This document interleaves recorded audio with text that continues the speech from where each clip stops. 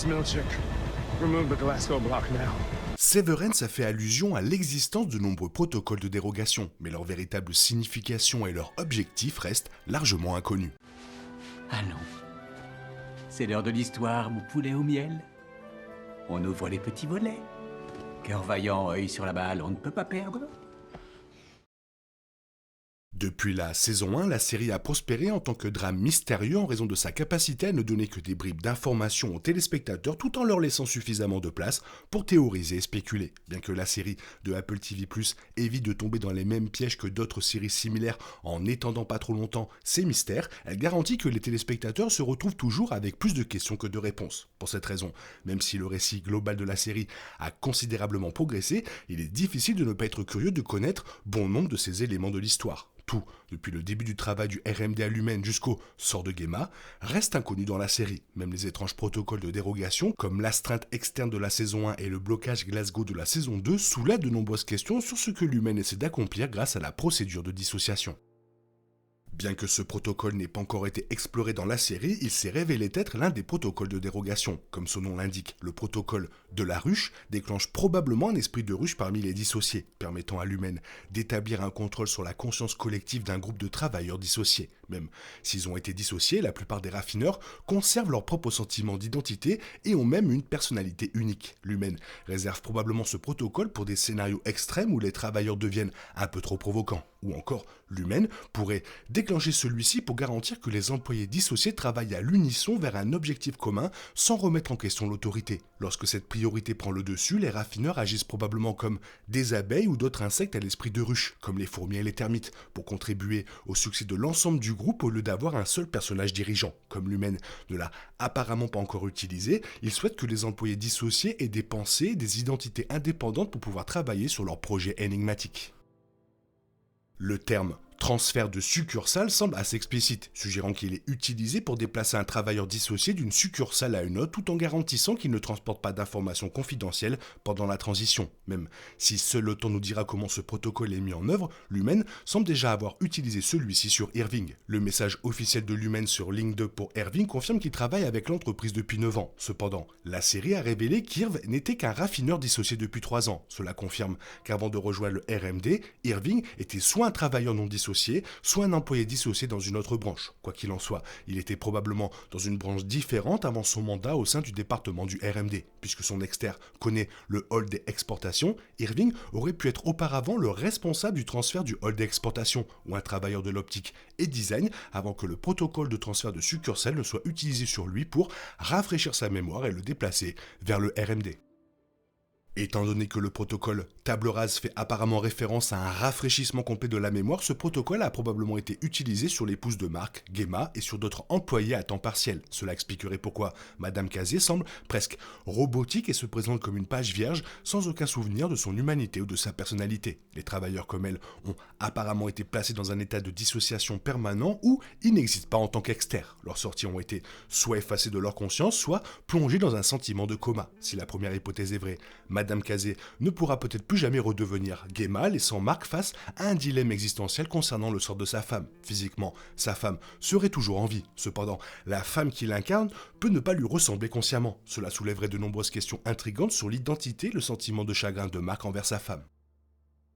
Étant donné qu'une grande partie de l'histoire de Severance tourne autour du contrôle mental et de la mémoire, celui-ci a probablement quelque chose à voir avec la phrase bien connue « les éléphants ont une grande mémoire ». L'expression vient de la capacité des éléphants à avoir des capacités de mémoire remarquables, leur permettant d'avoir des interactions sociales complexes et même de naviguer facilement dans de vastes régions terrestres. Pour cette raison, il est difficile de ne pas croire que ce protocole permet aux travailleurs dissociés de conserver ou de restaurer tous leurs souvenirs et de parvenir en quelque sorte à une restauration. Le Conseil nie la possibilité de restauration lorsque Cobell tente de les convaincre qu'elle existe. Cependant, le Conseil gardait probablement simplement le secret sur son existence pour s'assurer que personne n'en abuse pour aider les travailleurs de Lumen à se restaurer. Ce protocole pourrait même être utilisé pour inverser l'effet de la dérogation Clean Slate, suggérant que Mark pourrait éventuellement sauver Gemma.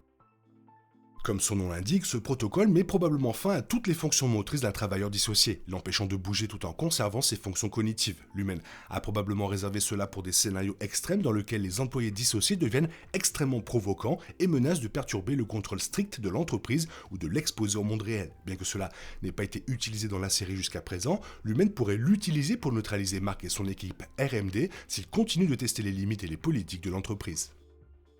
Dans l'épisode 4 de la saison 2, Irving se rend compte que l'exter de Ellie, Elena, se fait passer pour elle. Par conséquent, il menace Milchick de ramener son inter. Milchick finit par céder et contacte un inconnu. Il leur demande de supprimer le blocage Glasgow sur Elena, ce qui lui permet de faire revenir son inter. Cela confirme que le protocole de Glasgow garantit que les externes ne basculent pas vers leur inter au travail. Lorsque le blocage Glasgow est activé, l'inter d'un individu ne se réveille pas tandis que son exter reste activé tout le temps.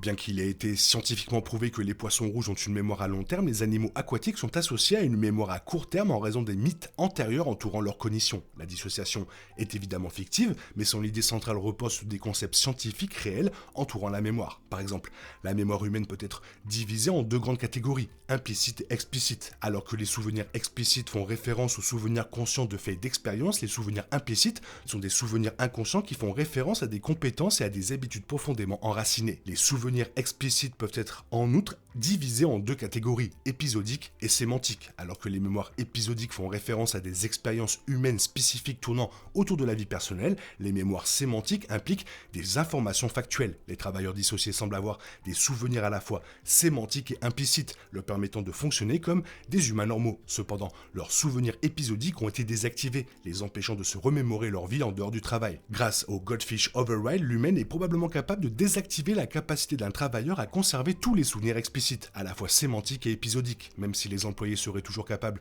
de conserver des fonctions, des habitudes humaines implicites dans le cas de ce protocole, ils perdraient leur capacité à conserver des souvenirs sur le long terme. Ce remplacement aurait pu être mis en œuvre sur Gemma, expliquant pourquoi elle semble robotique dans la saison 1.